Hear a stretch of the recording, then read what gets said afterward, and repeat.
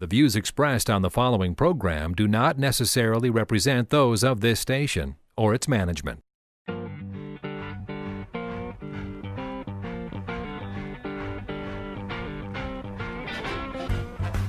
It's time now for Where You Live with Gene Sullivan, the show that deals with the news and events that affect you the most.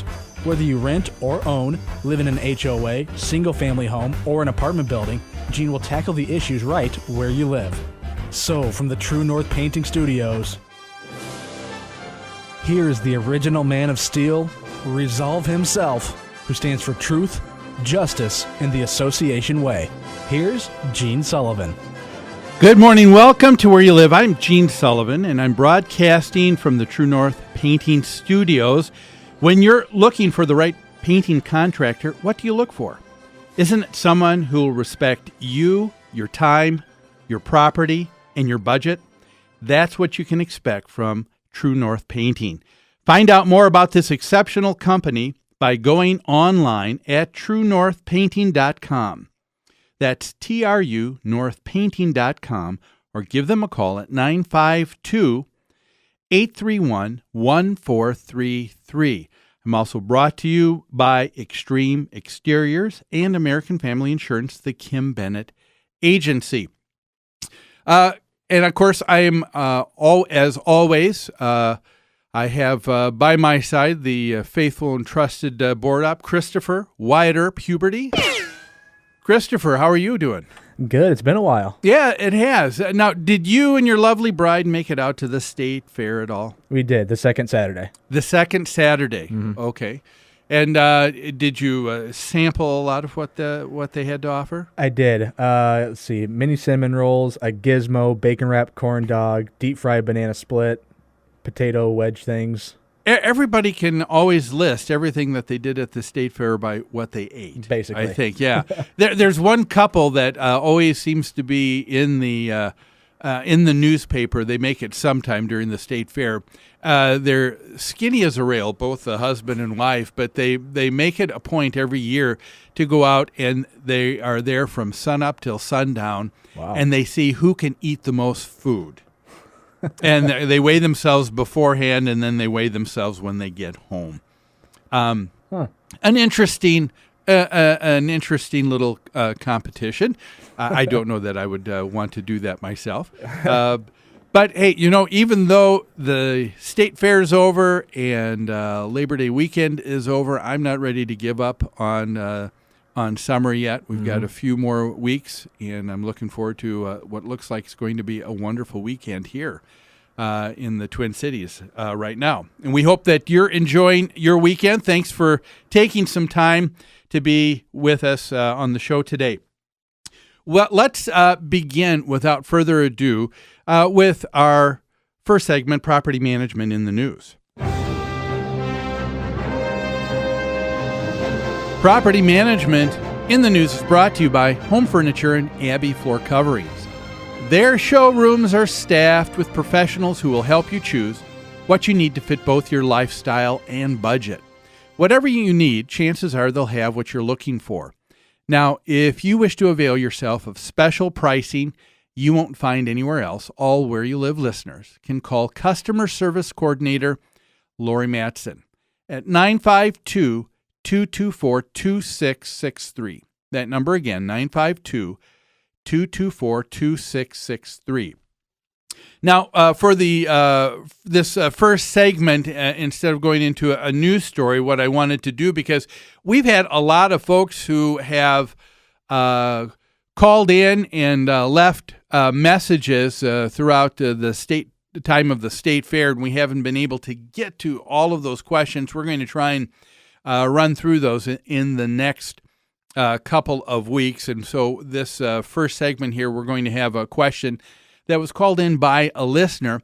But to help me in dissecting this issue, we have on the phone joining us this morning an attorney with Doherty Melenda, Michael Clem. Good morning, Michael. Good morning, Gene. Glad that you could take some time to be with us here on the show.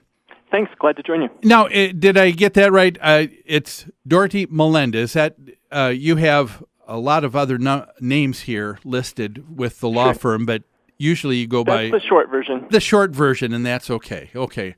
And folks, just to give you a little bit of a background with Michael, I've known for a few years now. We both serve on the board for Community Associations Institute, CAI. Michael is this year's president for the Minnesota chapter. We worked together, Michael, on Legislative Action Committee and up at the state capitol on a number of issues for homeowner associations over the last few years.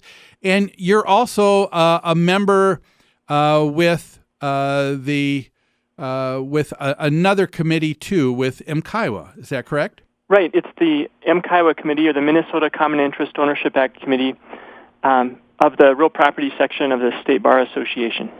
So how did you get interested in focusing on HOA law? Because you do quite a bit of that. Yes, I do.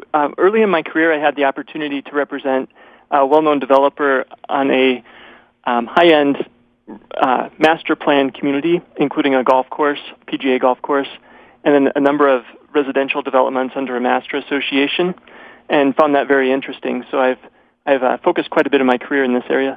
Yeah, and so I appreciate your advice and your thoughtfulness here, and I wanted to have you on the show, Michael, because we've got a question here, and let me read it for our listeners, and let's then dig in here. It says, a question for Gene here. It says, Gene, I have lived in a 4-unit condominium for almost 4 years.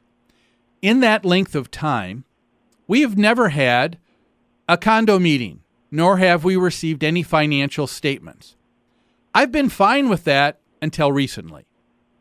A meeting was called because we needed a special assessment to address some problems. It was also brought up that in order to save money, we would be firing lawn maintenance workers, purchase a lawnmower, and the person in one of the particular units would begin to cut the lawn.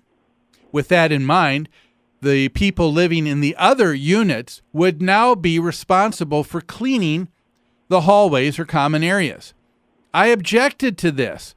I bought a condo when I retired because I wanted to get away from taking care of a large house. But I was told if I don't want to do it, I had to hire someone to do it in my place.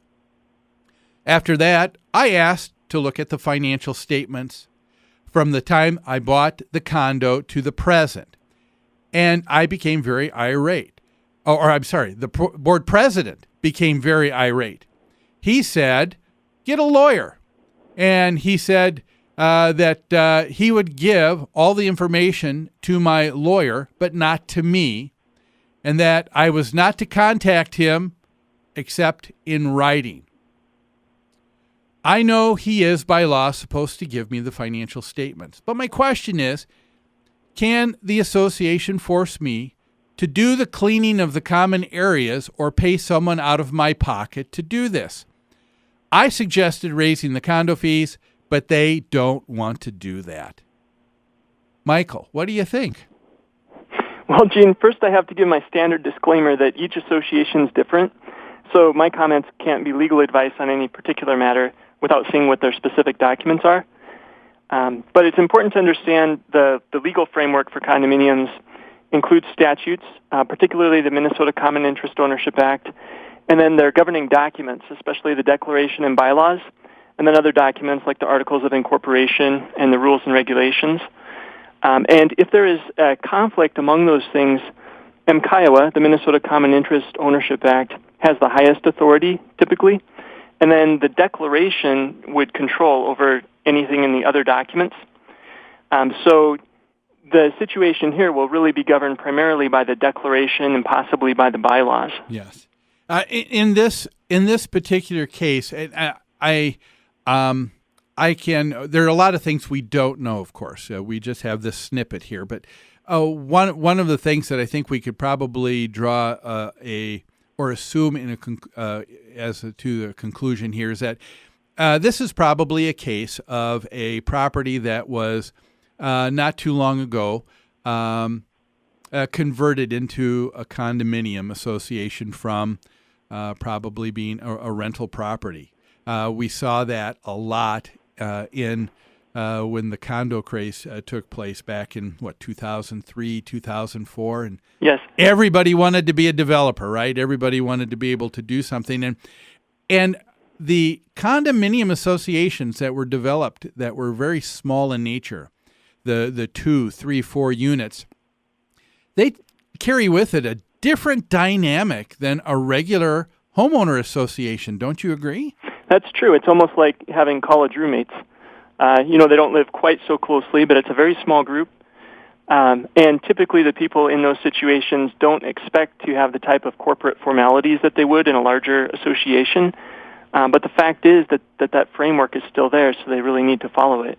Yeah, and that's a very good point.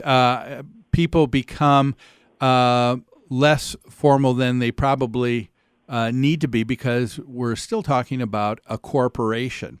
And something that needs to be run as such. Michael, we need to take a quick break right now. Can you hang on for another segment? Sure. Great. Folks, we're talking to attorney Michael Clem from Doherty Melinda. We're going to talk more about this situation of this small 4-unit association. What's going on here? Will the homeowner be required to do the cleaning himself, or can he expect his association to take care of that? We're going to cover that and more after these messages.